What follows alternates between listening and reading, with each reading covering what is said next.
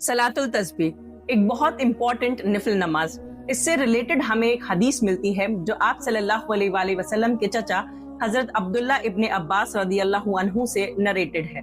इसके बारे में आप सल्लल्लाहु अलैहि वसल्लम ने फरमाया, ए अब्बास मेरे चचा, क्या मैं आपको एक तोहफा ना दूं?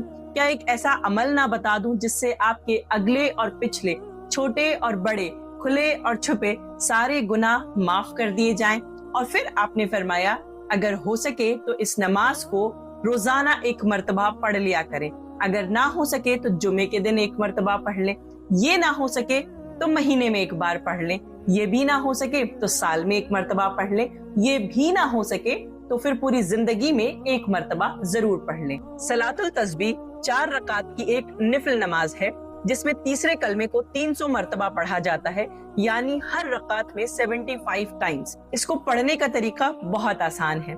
सबसे पहले हम इसकी नियत करते हैं और अल्लाहु अकबर कहने के बाद में क़याम करते हैं और सबसे पहले हम सना पढ़ते हैं। सना पढ़ने के बाद में 15 टाइम्स ये तीसरा कलमा पढ़ते हैं, सुभानअल्लाहि वल्हम्दुलिल्लाहि वला इलाहा इल्लल्लाहु वल्लाहु अकबर। उसके बाद में सूरतुल फातिहा पढ़ते हैं, फिर कोई दूसरी सूरत पढ़ते हैं और फिर 10 टाइम्स हम दोबारा इस तीसरे कलमे को पढ़ करके रुकू में चले जाते हैं।